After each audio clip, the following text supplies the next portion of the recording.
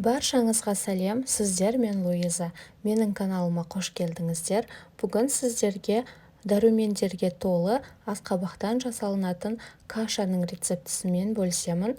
Бұл кашаны бізге бала кезімізде әжем көп дайындап беретін, және біз бұл кашаны қатты жақсы көріп, сүйіп жейтінбіз. Сіздер де осы рецептпен дайындап көріңіздер. Өте дәмді, өте күшті болып шығады. Бәріне ұнайды, және асқабақты ұнатпайтын адамдарға да ұнайды ғой бұл каша. Міндетті түрде дайындап көріңіздер. Видеоны соңына дейін қараңыздар.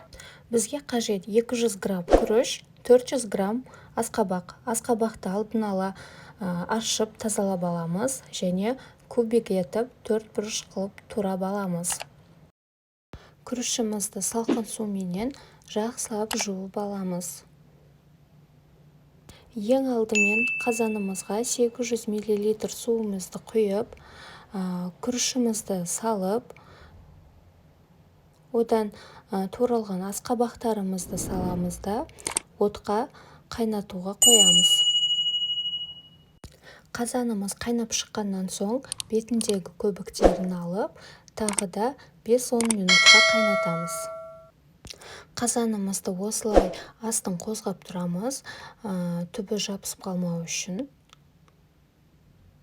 Қазанымыз қайнап шыққаннан соң суы осылай азая бастайды.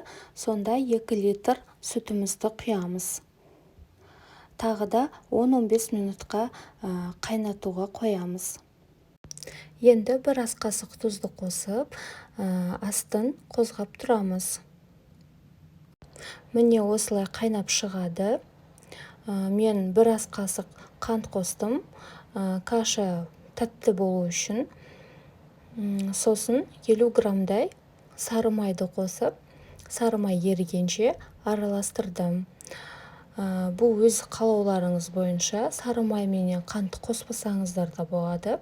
Егер қоссаңыздар, каша одан да дәмдірек болып шығады. Міне осымен біздің асқабақтан жасалған кашамыз дайын болды. Астарыңыз дәмді болсын. Сіздермен болған Луиза. Менің каналыма тіркеліп, қоңырауша белгісін басуды ұмытпаңыздар. Және де каналымдағы басқа да рецепттерді көріп шығуыңызды ұсынамын. Бұл кашаны міндетті түрде дайындаңыздар. Балаларыңызға ұнайды деген ойдамын. Астарыңыз дәмді болсын, сау болыңыздар.